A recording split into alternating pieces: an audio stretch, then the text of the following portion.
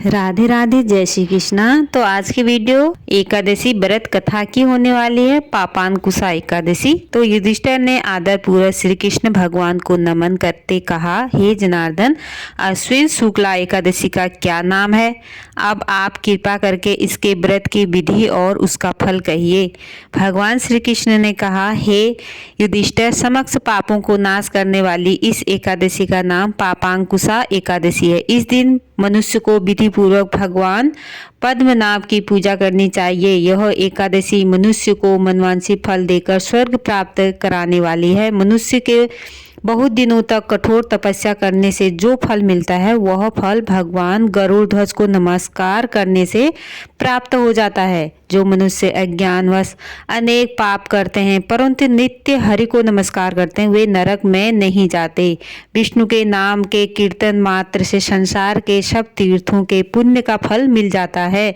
जो मनुष्य भक्त वत्सल भगवान विष्णु की शरण में जाते हैं, उनको कभी भी यम यातना नहीं भोगनी पड़ती। जो मनुष्य वैष्णव होकर शिव की और शैव होकर विष्णु की निंदा करते हैं, वे अवश्य ही नरक वासी होते हैं। शस्त्रों, वाजपेयी और अश्वमेघ यज्ञों से जो फल प्राप्त होता है, वो एकादशी के व्रत के 16वें भाग के बराबर भी नहीं होता।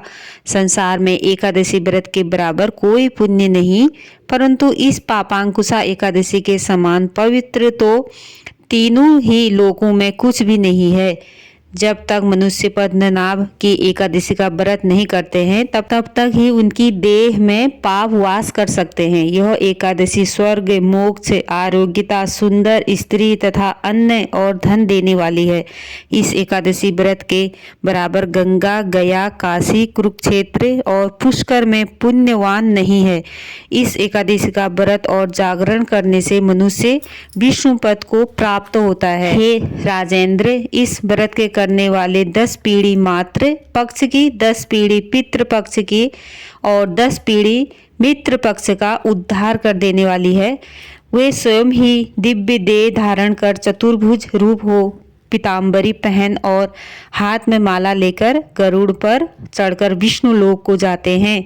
हे राजन, इस व्रत को करने से पापी मनुष्य भी दुर्गति को प्राप्त नहीं होकर सद्गति को प्राप्त होता है।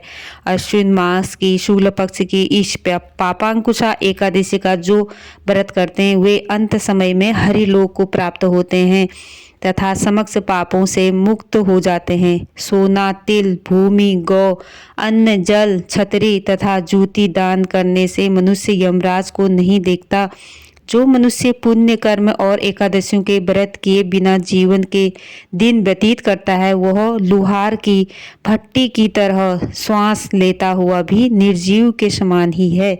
निर्धन मनुष्य को भी अपनी शक्ति के अनुसार दान करना चाहिए तथा धन वालों को सरोवर, बाग, धर्मशाला, गौसदन, मकान आदि बनाकर दान करने चाहिए। ऐसे मनुष्य को यम का द्वार नहीं देखना पड़ता तथा संसार में दीर्घायु, धनाढ़, कुलीन और रोग रहित रहते हैं। सारांश यह है कि धर्म से सद्गति तथा अधर्म से दुर्गति प्राप्त होती है, इसमें कोई संदेह नहीं। हे राजन, जो आपने मुझसे पूछा वह मैंने आपको सुनाया। अब और क्या सुनने की इच्छा है सो कहो। तो राधे राधे दोस्तों, यही थी छोटी सी वीडियो पसंद आती है तो लाइक करना, शेयर करना, कमेंट करना और मेरे चैनल को सब्सक्राइब करना। 2023 में 25 अक्टूबर को पापांकुशा एकादशी है, तो उस दिन ये कथा जरूर सुने। Radhe Radhe, thank you.